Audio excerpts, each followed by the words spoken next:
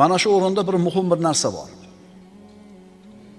Bir odam gapiradi, terib, chizib qo'yib, shunaqa chiroyli gapiradi, hech qanaqa ta'siri yo'q. Yana bitta odam oddiy gapirib qo'yadi, hali gap qalbingizda tak-tagiga o'tib ketadi. Titrab ketasiz hali gapini eshitib. Farq nimada? Aytilgan so'zlarning qanaqasi odamlarga ta'sir qiladi? Birov ishonch bilan gapiradi. Tayyorlanib gapiradi. Mutolaa qilib gapiradi. Yodlab olgan bo'ladi. Juda ham chiroyli so'zlar. Agar mana shunaqa so'zlarni ham hattoki agar Alloh o'zi tomonidan bo'lgan bir ruh bilan quvvatlamasa, ularning ta'siri bo'lmaydi. Ammo Alloh bir bandani qalbiga sakinatni joylab qo'ygan bo'lsa, mana shu sakinat bilan gapirsa, bu sakinat unga Alloh tomonidan berilgan mukofot edi. Istiqomasini, taqvosini, ixlosini, fidoyiligini samarasi edi. Bunaqa bandani so'zlarini Alloh o'zi tomonidan bo'lgan bir ruh bilan quvvatlaydiki, ta'sir qilishi qattiq bo'ladi. Haqiqatan shunaqada. Bir unaqa savodiyo bir dehqon odam bo'ladi, oddiy bir usta hunarmand odam bo'ladi. Shu sizni haqqa chaqirib ikki og'iz nasihat qiladi. Qalbingizni teshib o'tib ketadi hali gapi. Endi shunaqa bir odamlar bor. Endi shunaqa bir keltiradi, hech qanaqa ta'siri yo'q. Boyagi odamning so'zi nimaga ta'sir qildi? Alloh tomonidan ruh berildi bunga. Alloh taoloning ruhi bilan quvvatlandi. Qalbida sakinati bor. Alloh taoloning ushbu oyatini ulamolar shu biz aytayotgan narsaga dalil deyshadi. Astagfirullah. Ulaika kataba fi qulubihimul iymana va ayyadahum bi ruhin minhu. Ana o'shalarning dillariga Alloh iymonni bitib qo'ygandir va ularni o'z tomonidan bo'lgan ruh bilan quvvatlantirgandir. Ana shu gap ta'sir qilyaptimi? Demak qalbida sakinati bor. O'sha gap ta'sir qilyaptimi sizga? Demak Alloh shu so'zlarni o'zi tomonidan bo'lgan ruh bilan quvvatlantirib qo'ygan. Tushundingizmi? Tilingizni buramang, chiroyli so'zlarni termang, Allohdan taqvo qilib, ixlos bilan, istiqoma bilan gapiring, o'tadi gapingiz. So'zda hikmat bor, fasohat bor, bayon qilishda mahorat bor, nutqda puxtalik bor, ammo ta'siri yo'q. Demak, bunaqa odamni qalbida sakinati yo'q. Alloh tomonidan uning so'zlari ruh bilan quvvatlantirilmagan. Ulamolar aytishadi, qattiq ehtiyoj holatida qalbda mana shu sakinat paydo bo'ladi. Ya'ni boshiga bir balo keldi, musibat keldi, mashaqqat keldi, qiyinchilikka tushib qoldi.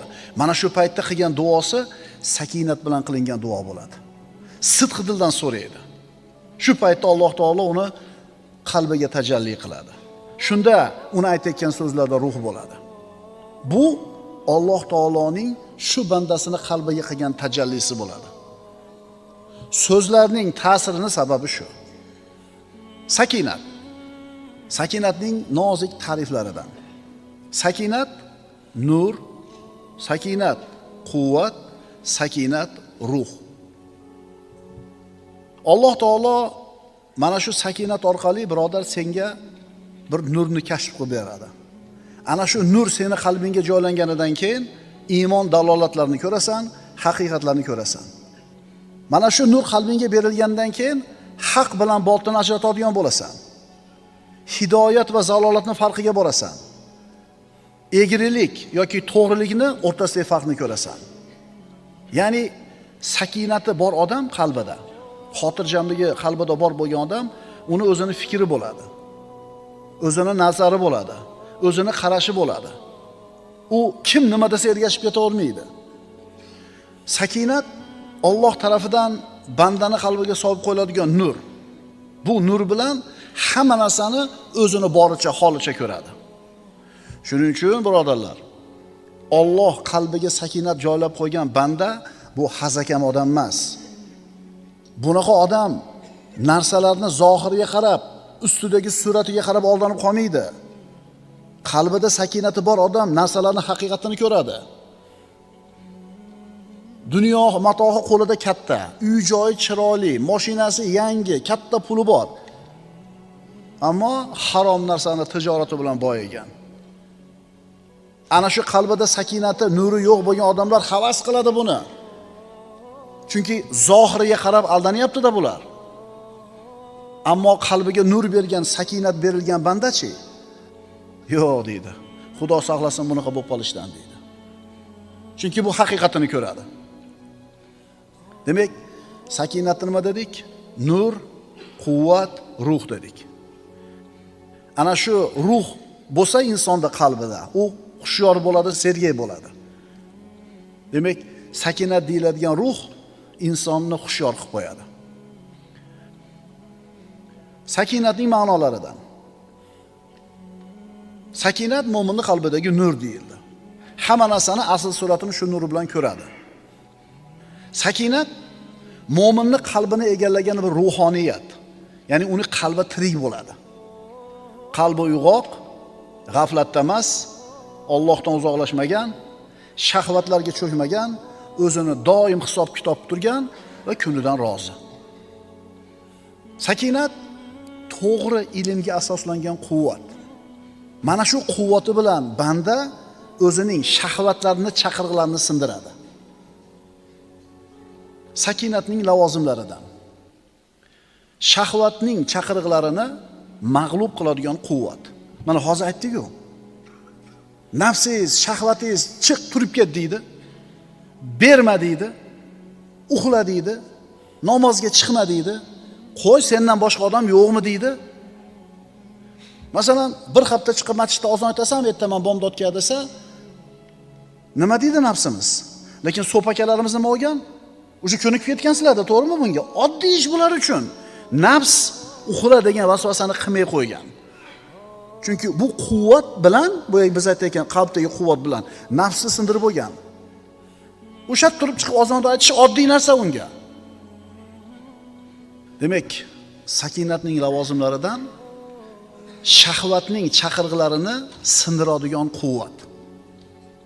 Gohida shahvatlar insonni yengib qo'yadi. Shunda shayton mag'lub bo'lding deydi. Shu yerda gunohga kirib qoladi. Gunohga kirgan odam ikki xil bo'ladi, birodarlar. Bittasi osiy, bittasi fojir. Osiy kim? Fojir kim? Osiy odam ana shu gunohni qilib qo'yib, shu gunohga qo'l urib qo'yib turib, keyin yig'laydi. Istig'for aytadi. Bu osiy. Endi fojir kim? U ham xuddi shu gunohni qiladi-da, uyalmaydi. Bezrayib turaveradi. Nima bo'pti deydi. Aksincha faxrlanib ham qo'yadi. Bunaqa odam fojir deyiladi. Demak, gunohga qo'l urib, hijolat bo'lib, uyalib, istig'for etgan odam osiy ekan. Gunohni qilib qo'yib turib, shunday turgan, hech narsa bo'lmagandek. Bu odam fojir ekan. Biz banda ekanmiz, tirik ekanmiz, ichimizda birodarlar, shahvat, nafs, shayton doim bizni gunoh qilishlikka undab turadi. Ichimizda doim kurash ketadi. Aqlimiz bilan shahvatimiz turadi, kurashadi. Insonning ichida maloikalardan bo'lgan ilhom bo'ladi yoki shaytondan bo'lgan vasvasa bo'ladi. Asli tuproqdanmi insonni? Jasadi tuproqdanmi? Endi ruhi samodan kelganmi?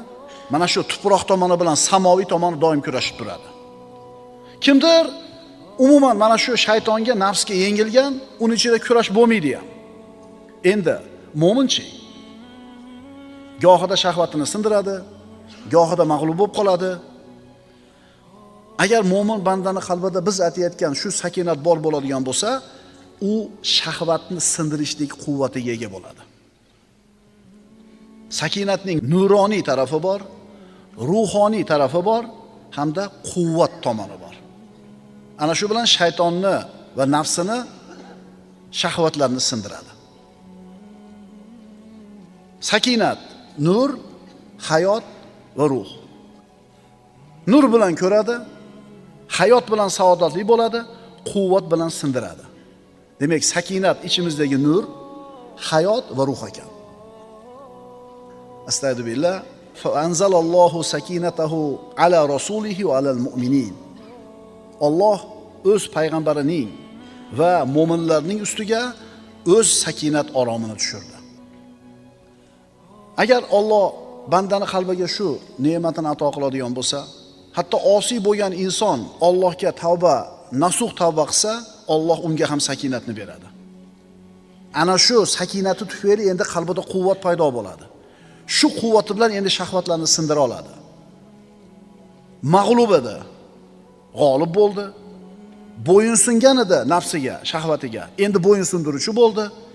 Zaif edi, endi kuchli bo'ldi. Havoyi nafsi uni yetaklardi. Endi bu sakinatni bergandan keyin u havoyi nafsini o'zi yetaklaydi. Ikkinchisi, muhosabatu nafs. Bu juda ham muhim nuqta. Nafsni hisob-kitob qilib turishlik. Hasibu anfusakum qabla an tuhasabu va zinu a'malakum qabla an tuzana alaykum. Deydi Umar ibn Xattob radhiyallohu anhu. Hayotdagi bir muhim qoidalardan qilib olsa yaxshi bo'ladi. U kishi aytadiki, hisob-kitob qilinishinglardan avval o'zlaringizni hisob-kitob qilib turinglar. Sizlarni zararlaringizga o'lchangunga qadar amallaringizni o'lchab olinglar. Agar inson o'zini hisob-kitob qilib tursa, ancha tartibga kelib qoladi. Agar o'zini amallarini hisoblab tursa, amallari ham tuzalib qolganligini ko'radi. Agar biz o'zimizni amallarimizni o'zimiz hisob-kitob qilib tursak, nafsimizni hisob-kitob qilib turadigan bo'lsak, ancha insofga kelib qolamiz.